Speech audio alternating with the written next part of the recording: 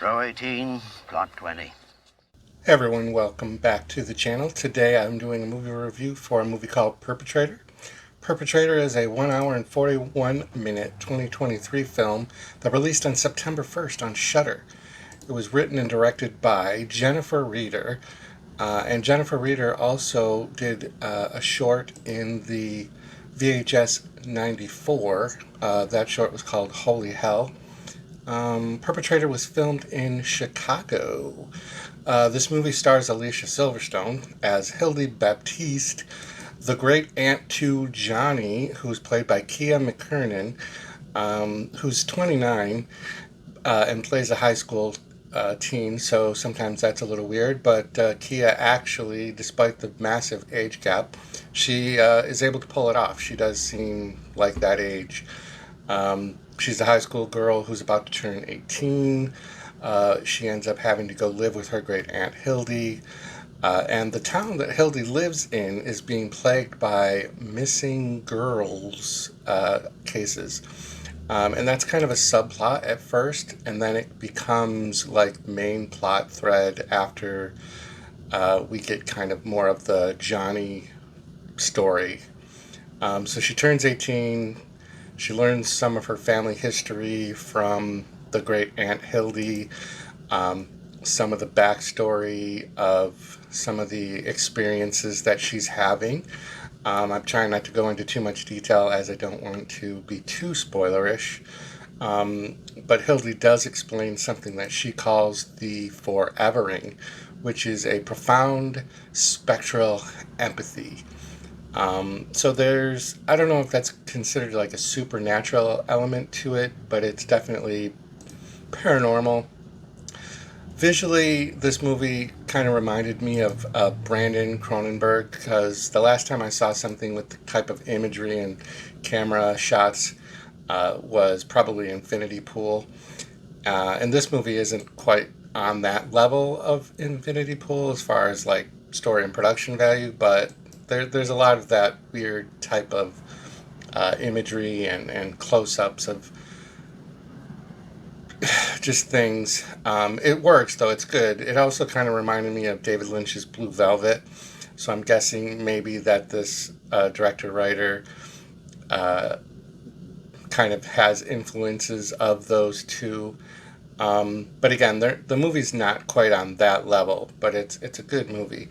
So for me, I was lucky because I was invested in the movie right from the start, because I'm a sucker for that kind of stuff. Like, I do enjoy those bizarre movies, and kind of some cringy stuff goes on. I enjoyed Jonny. I thought she was an interesting character right from the beginning. So that was good. And I really was watching it to see Alicia Silverstone in something. The trailer kind of depicts her as kind of like the evil aunt, or she's got like some big secret or something. And we do find all that kind of stuff out. And she's in black a lot, and she's got kind of like an old style to her, it's just really nice. So the movie does have a lot of familiar elements and tropes. The plot at times isn't necessarily very original, but it does kind of weave in some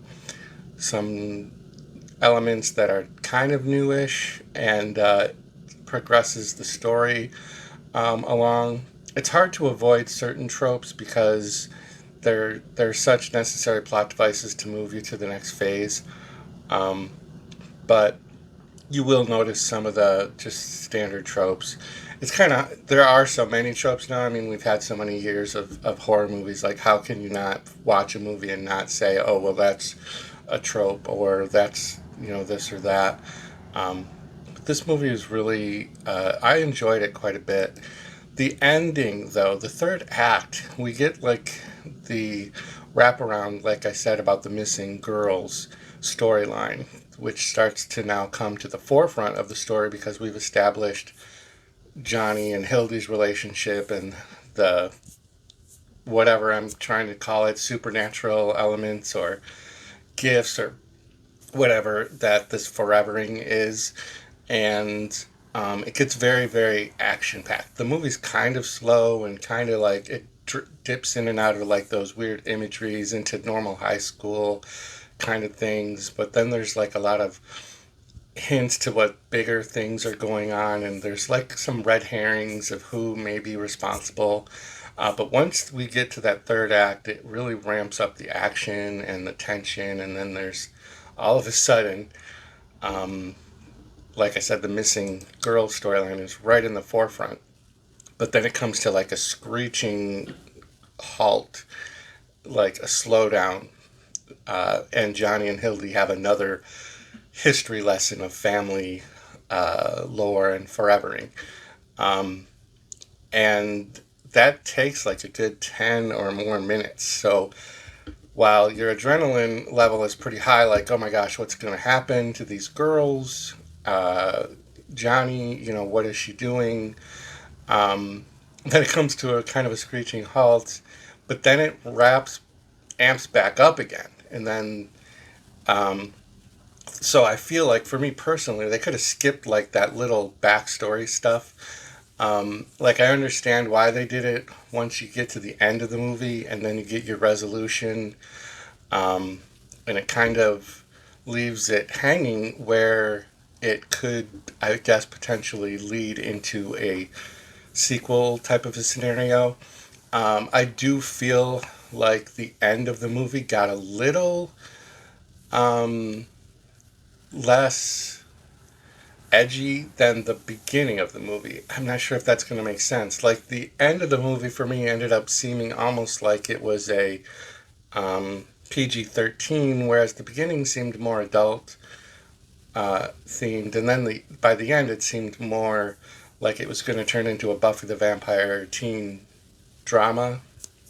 You have to kind of watch it. It's not a bad thing. I'm just saying, like, I noticed like a tonal shift by the end of the movie, and you get a major reveal at the end that kind of leaves you ready for a sequel.